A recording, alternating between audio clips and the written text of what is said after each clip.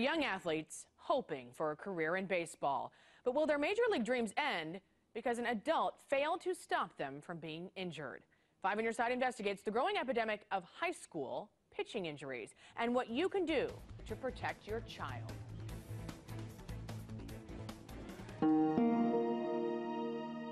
Dustin Pendergraph remembers. It was a huge part of my life. A boyhood made of standing under blue skies, the crack of the bat, and love of not just a sport, but the sport. We would always play baseball.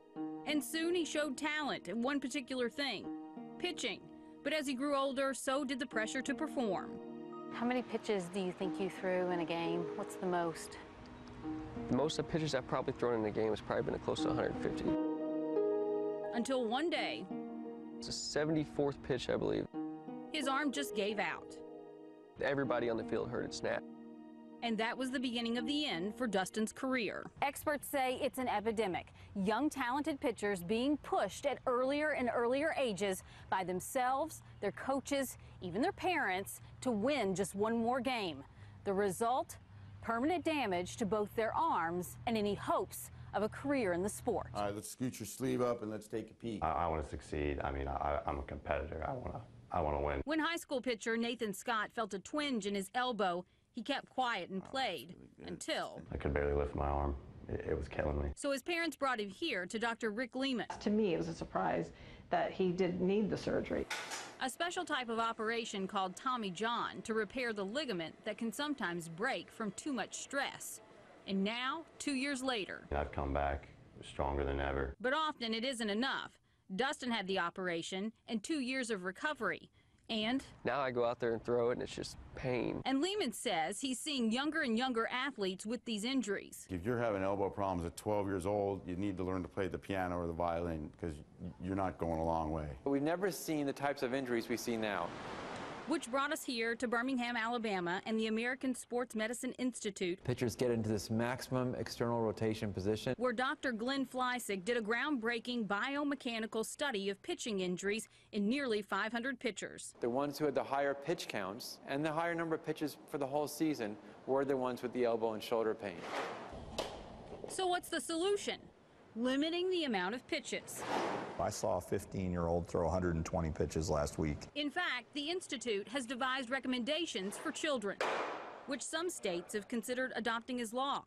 So that 15-year-old? I would say that the limit is probably 80. But here's a funny thing. While pitch counts are used to protect pitchers in college and Major League Baseball, when it comes to the Missouri high school and junior high athletes, they're not.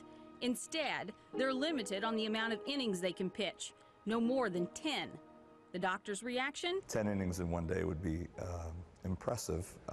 That would border on child abuse. And ask our athlete. What's your reaction to the current Missouri rule that says no more than 10 innings in one day? Absolutely ridiculous, especially for kids at such a young age. So we asked the State High School Activities Association, why not pitch counts? Assistant Executive Director Tim Thompson says they've been considering it. We all want to protect student athletes.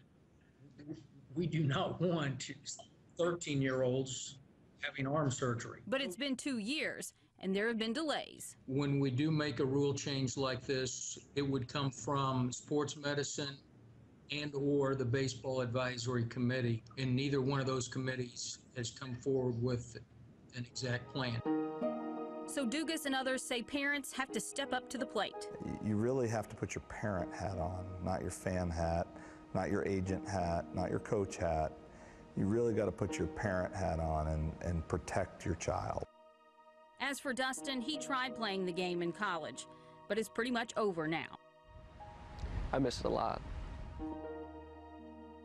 Now, to keep your child injury-free, we've posted the American Sports Medicine Institute's recommended pitching limits and a link to their app developed by the Institute to keep track of how many pitches your child has thrown. And you can find all of this on our website at KSDK.com. Katie Feltz, 5 on Your Side.